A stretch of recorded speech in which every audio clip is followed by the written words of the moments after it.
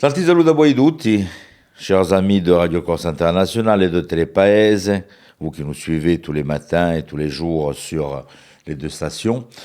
Voilà, donc nous sommes le jeudi 12 février, avec un temps extraordinaire aujourd'hui, du vent sur l'ensemble de l'île, une partie de l'île en vigilance orange, l'autre partie en vigilance jaune. On va en parler dans un petit moment de suite avec Philippe Jam qui va s'installer.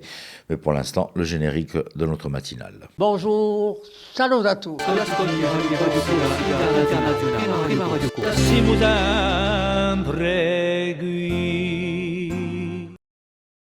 Et puis aujourd'hui, n'oublions pas de fêter une très très bonne fête à tous les Félix et Villigi. Donc, une très très bonne fête à tous les Félix qui sont à notre écoute et les autres. Et voilà donc la tempête Nils qui est en train de traverser l'île. Philippe Jam qui s'installe pour faire un bulletin météo. Voilà, donc on va le retrouver un petit moment. Et on va avoir aujourd'hui de la littérature. On va aller se balader aussi aux États-Unis avec notre hôtesse de l'air. Nous aurons l'horoscope, les courses hippiques bien sûr. Mais on va débuter avec la météo pour cette journée qui décoiffe, mon cher Philippe. Nous, on risque rien à première vue.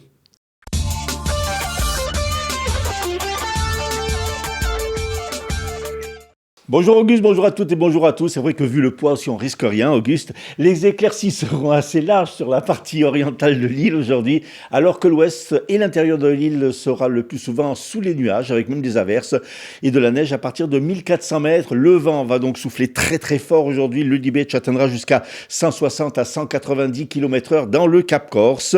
Quant aux températures maximales, elles se situeront entre 8 et 14 degrés du centre vers le bord de mer.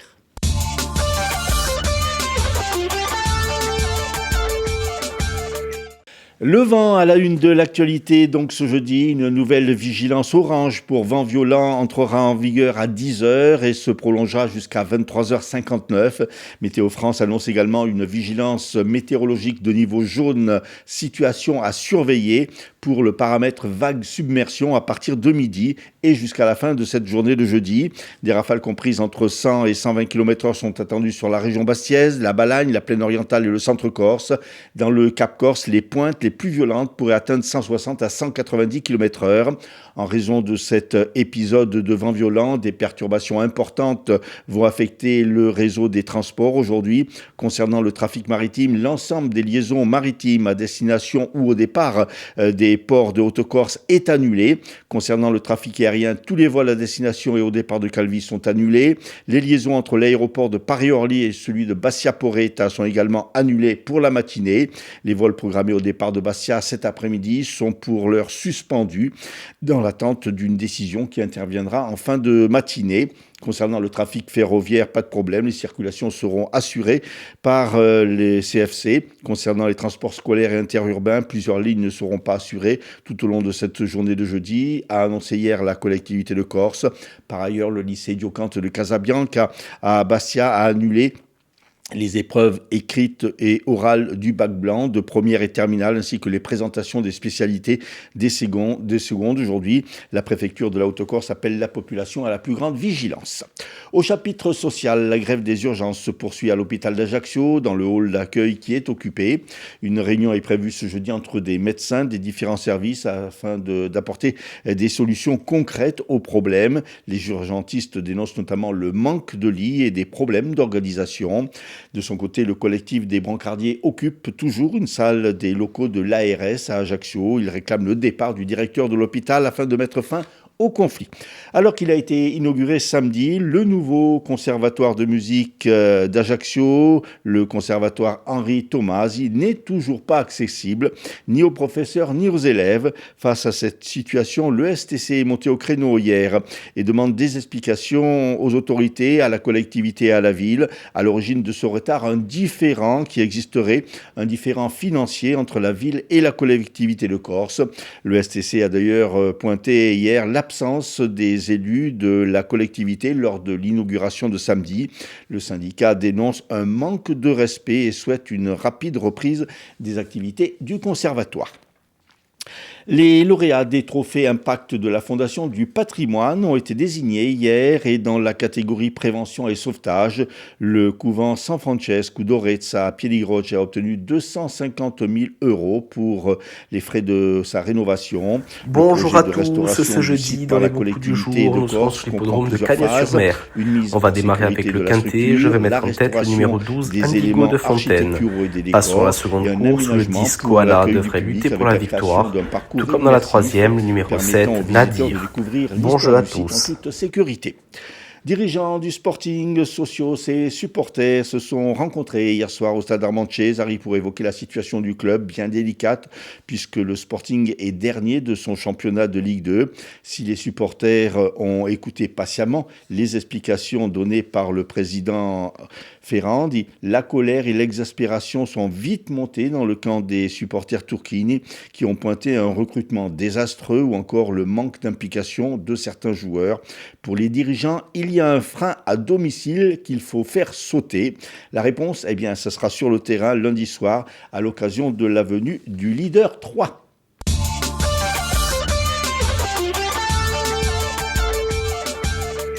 Merci Philippe. Allez, on vous retrouve tout à l'heure pour votre invité. Pour l'instant, on va du côté de Cagnes pour les courses hippiques et c'est les pronostics de Rémi. Les pronostics hippiques de Rémi sur Radio Corse International.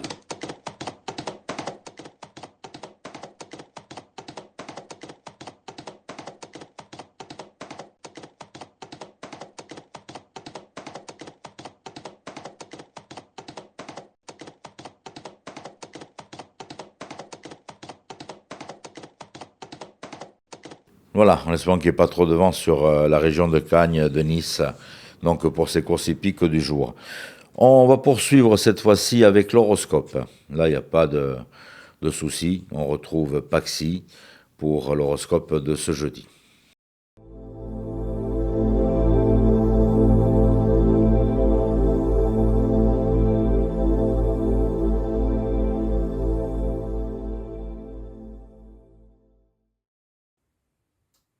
Et bonjour à tous, on se retrouve pour ce jeudi, on va voir un petit peu ce que l'on a à vous dire.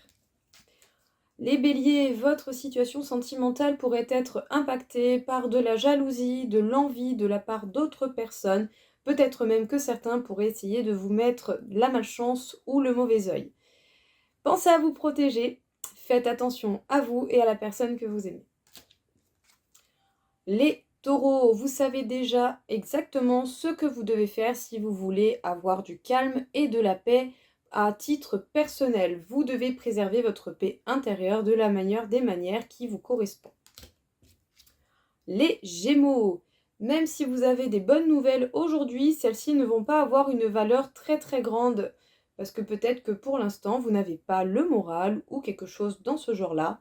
Bref, des bonnes nouvelles sont à venir, mais ça ne va pas forcément vous donner un sourire énorme. Les cancers.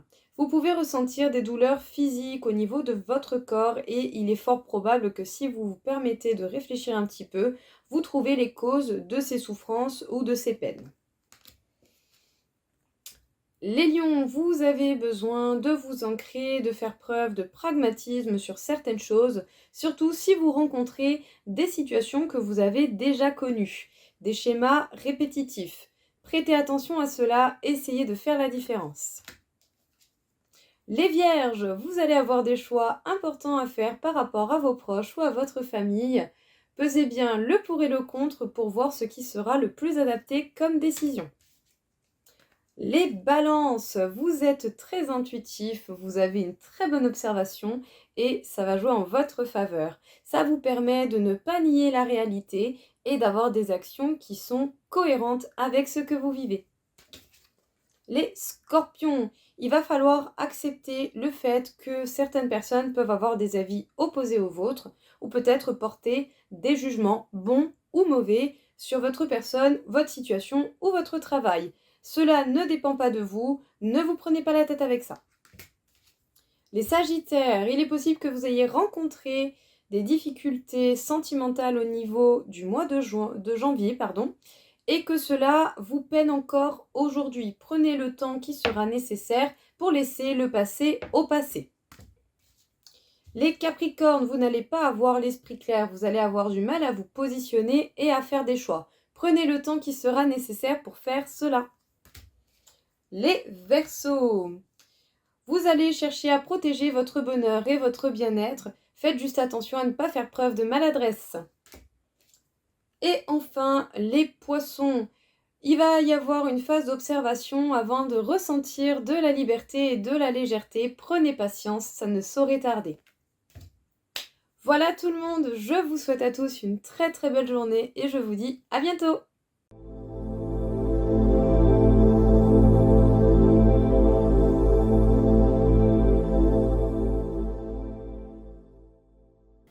Au programme de l'invité du jour, c'est une écrivaine qui nous rejoint sur le plateau de Radio Corse International, au micro donc, de Philippe Jam et de la rédaction. Donc on la retrouve de suite. Notre invitée aujourd'hui, Caroline Rose Torres, qui est docteure en université et qui sort un livre intitulé « Mouvement féministe et nationalisme corse, clandestinité en parallèle ».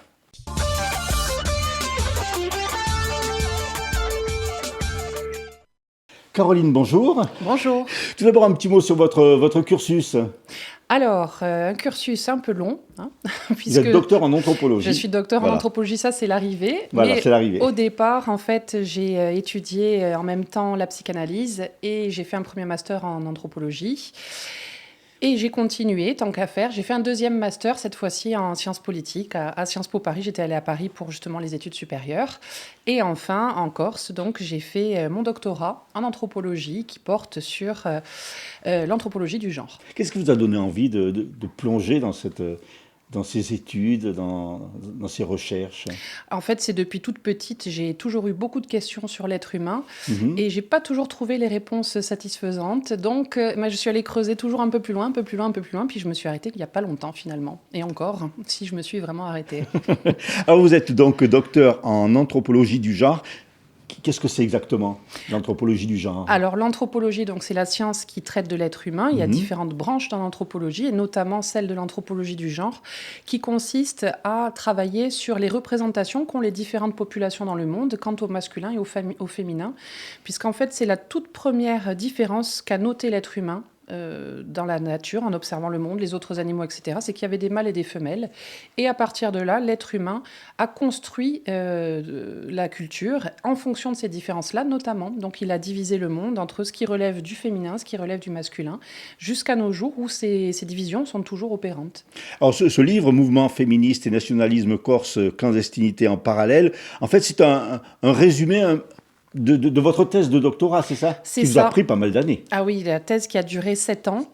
En fait, c'est la première thèse qui traite des questions de genre en Corse et qui a aussi relaté l'histoire du féminisme corse. Et en plus, qui travaille sur les liens entre féminisme et nationalisme, puisqu'il y en a dès le début, c'est quelque chose d'assez méconnu. Voilà, donc c'est un travail qui m'a pris beaucoup de temps. C'est né aussi d'une rencontre, je crois, avec un... Oui, avec mon directeur de thèse, Philippe Pesteil. En fait, moi, je l'ai rencontré parce que tout au long de mes études, j'ai toujours travaillé sur les questions de genre. C'est ce qui me passionne depuis très longtemps.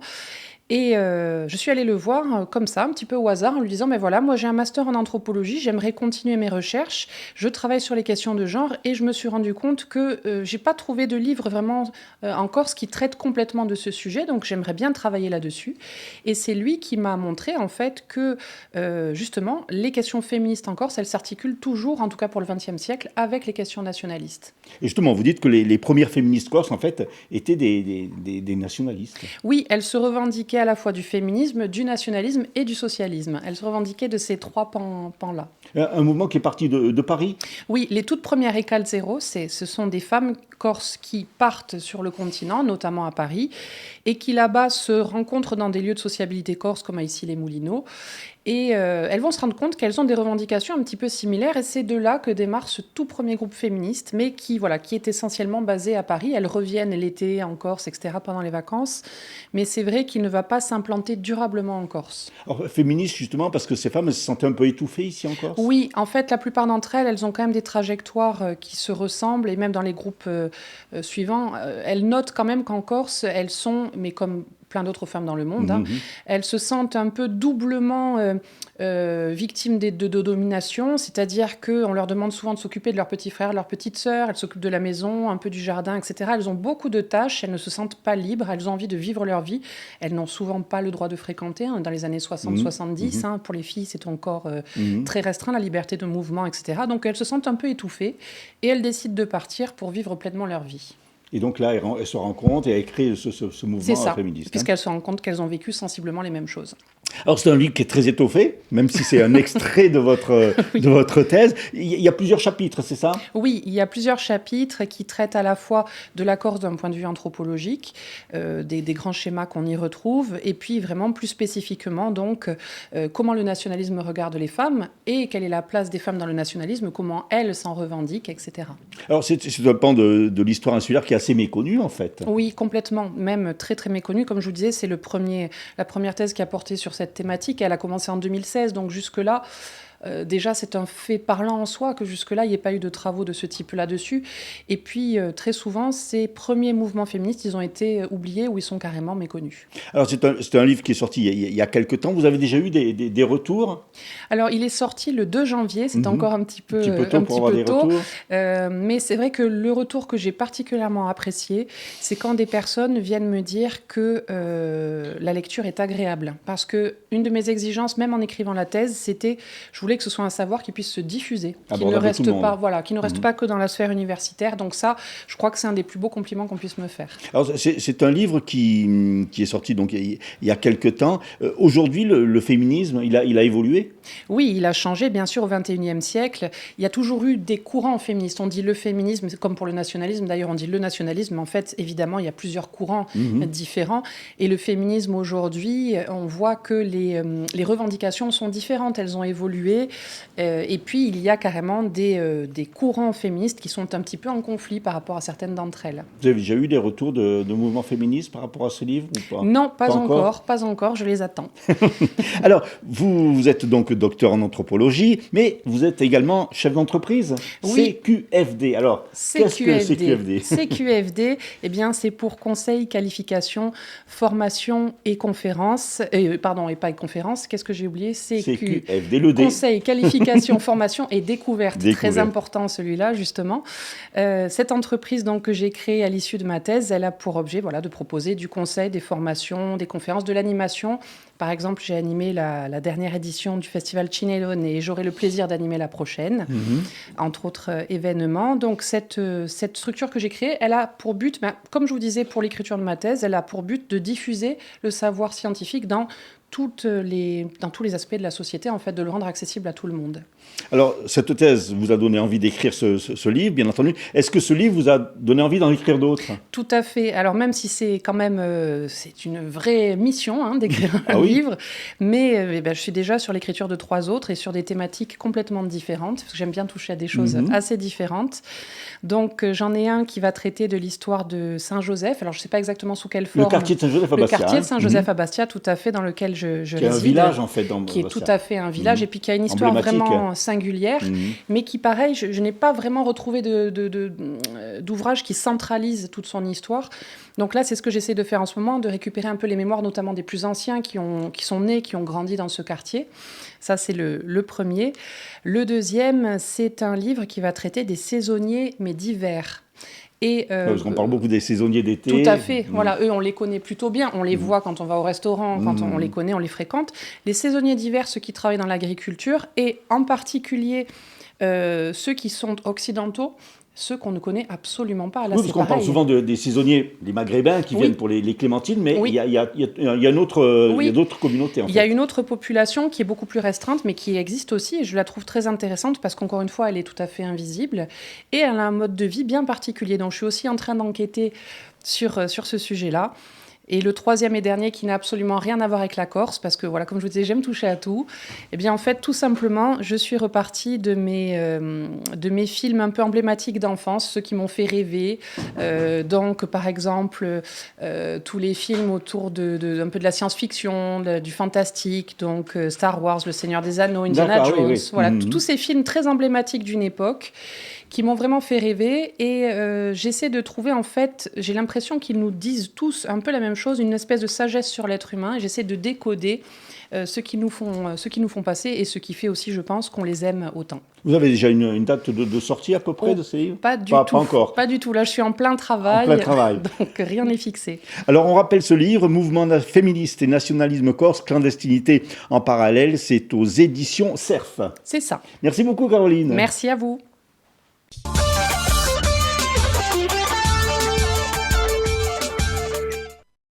On va refaire un petit point sur les titres de l'information et sur la météo avec Philippe Cham. La Corse, de nouveau en vigilance orange vent ce jeudi. Sont attendues en effet des rafales comprises entre 100 et 190 km/h. À l'hôpital d'Ajaccio, la grève des urgentistes et des brancardiers se poursuit. Une réunion est prévue dans la matinée pour tenter de trouver des solutions au conflit. Le nouveau conservatoire de musique d'Ajaccio, inauguré samedi, est toujours inaccessible aux professeurs et aux élèves. Le STC dénonce un contentieux entre la ville et la collectivité de Corse. Patrimoine, dans le cadre des trophées de la Fondation du patrimoine, le couvent San Francesco d'Orezza à Piediroge a obtenu 250 000 € pour les frais de sa rénovation. Météo, soleil à l'est, averse à l'ouest et dans l'intérieur de l'île, et une île balayée par le fort vent d'ouest avec des rafales pouvant aller jusqu'à 190 km/h dans le Cap Corse. Merci Philippe. Faites attention pour vous décoiffer en sortant. On poursuit avec notre chère hôtesse de l'air qui nous emmène aux États-Unis en petite balade. Allez, c'est parti, on décolle.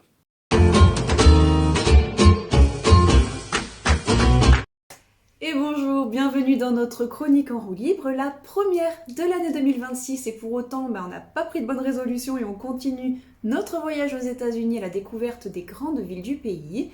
Même si politiquement, c'est vrai que c'est un peu compliqué et que j'ai pas forcément envie de leur faire de la pub. Bon, les chroniques étaient déjà écrites, donc on va pas s'asseoir sur le travail fourni. Aujourd'hui, je vous emmène sur la côte ouest du pays, à la découverte d'une des villes les plus iconiques, et c'est San Francisco.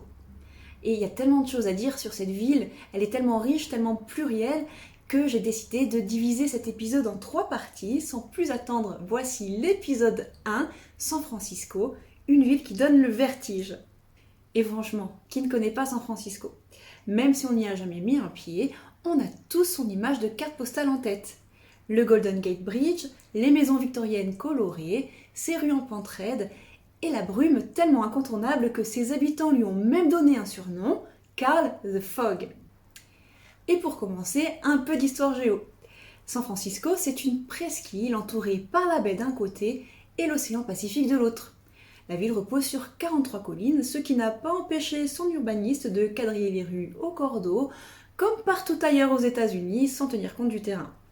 Résultat, des rues qui grimpent à pic et d'autres qui dévalent, ce qui donne quand même à la ville son charme unique, mais qui rend la visite quand même assez physique.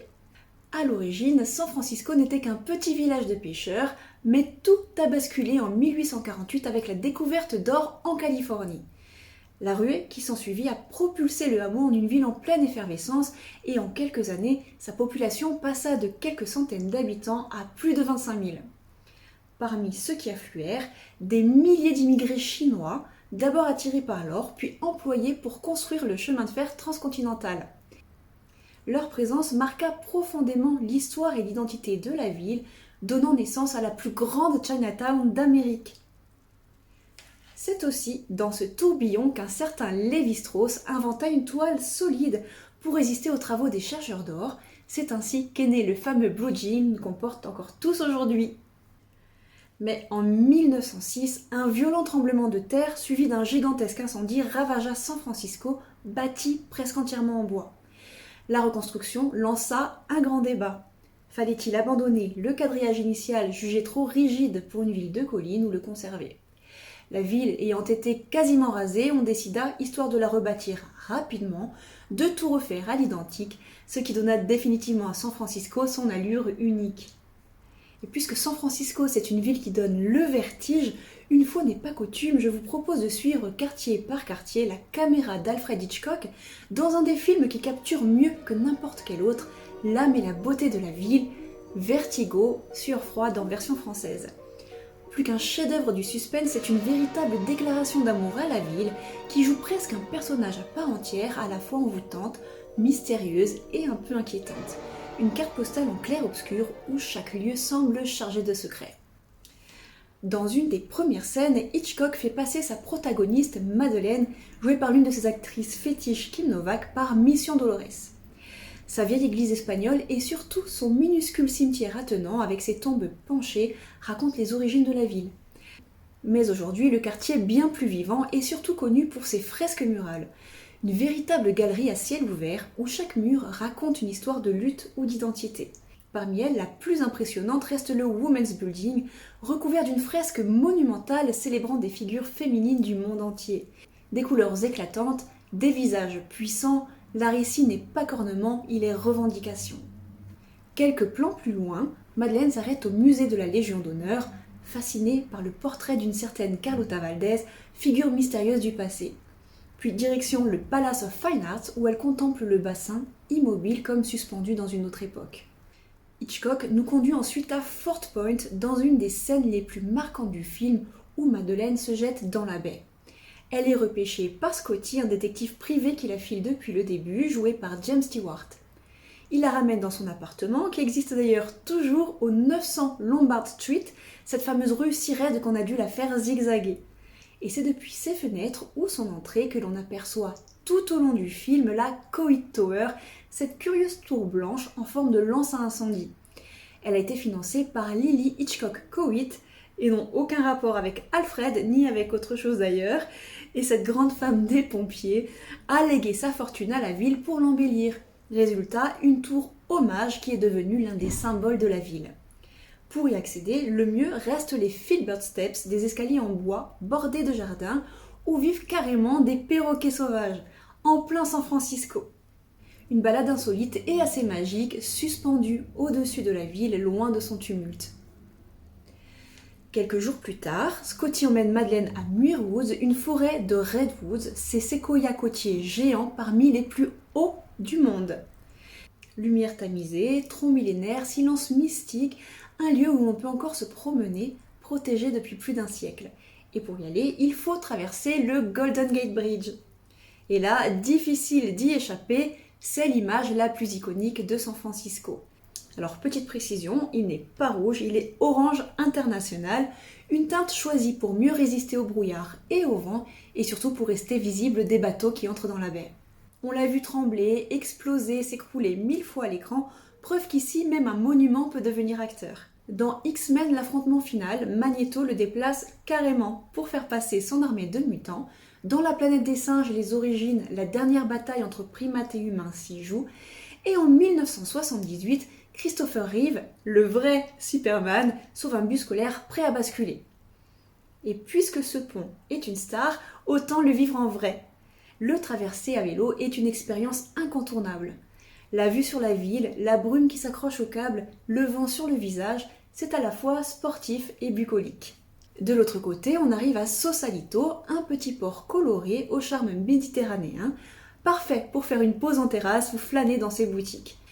Et puisqu'on parle de pause, eh bien on va s'arrêter là pour aujourd'hui avant de traverser le pont en sens inverse la prochaine fois et découvrir d'autres quartiers et facettes de la ville. Je vous dis à bientôt et vous souhaite une très bonne journée, prenez soin de vous.